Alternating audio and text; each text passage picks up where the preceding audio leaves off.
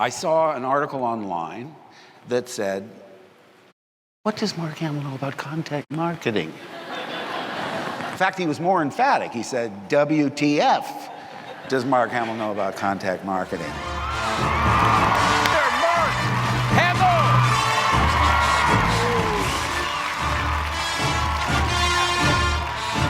Welcome to the Bridge of the Enterprise. Is that what this is? Oh, yes, the 50th anniversary. I thought you would not feel at home at all in this setting. Really honored to be here, and I do what you do, which is communicating with the public. And I think what you do is not just an important, vital part of the overall picture, but a crucial part of what it is I do. We were talking on the phone the other day about George Lucas. Yeah. And you were just saying how much, like, you were almost a sponge around him. And what was the biggest thing that you learned from him, let's say, about the creative process? Well, this would be interesting to you as well. And I wanted to know, what's your formula? See, how does show business work? And what you should, this should give you great confidence. George says, well, the thing is, in show business, nobody knows anything. Nobody. He said, show business is always changing. It's different this year than it was last year. It'll be different next year than it is this year. So it's constantly evolving.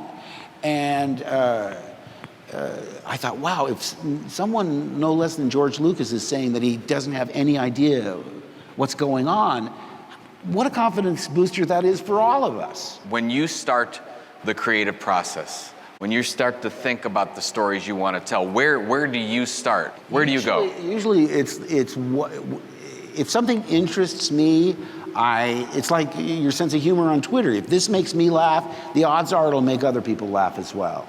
This is all part and parcel of what we're talking about in terms of content marketing, is like trying to imagine what it is the people want, what the people will respond to. I always find with Twitter, it's better to engage them, like ask them a question or ask their opinion. Who do you think is better, this or that, rather than just making a statement of some sort. And what I love about it, it's a whole new frontier. I mean, it's changed so much since even 10 years ago. I mean, there's new platforms, new ways to reach people on their cell phones, and it's got to be really exciting because, you know, you're trailblazing, you know, a new frontier. And like I say, show business is going to change next year and the year after that and the year after that. And, you know, you're the ones that are going to set the trends of tomorrow. Well, I'm going to get one question in because somebody asked me, said, make sure that you ask Mark this question.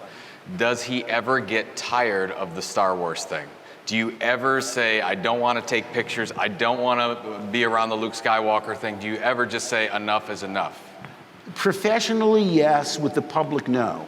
Because you got to give the people what they want. If that's what they want, that's what they're going to get. You know, look at what they did. I mean, talk about content marketing.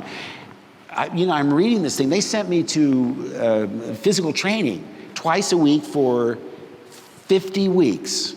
I did it for 50 weeks because in the 50th week, I read the script for episode 7. I said, are you kidding me? I lost 48 pounds to turn around and remove my hood? Spoiler alert. But again, I didn't really see, and I said, the only thing that worries me, I said this to JJ and to Kathy Kennedy, I said, look, if you're advertising the 3 original actors, Han and Leia and Luke, there's an implied reunion of some sort. And I pretty much don't see anybody.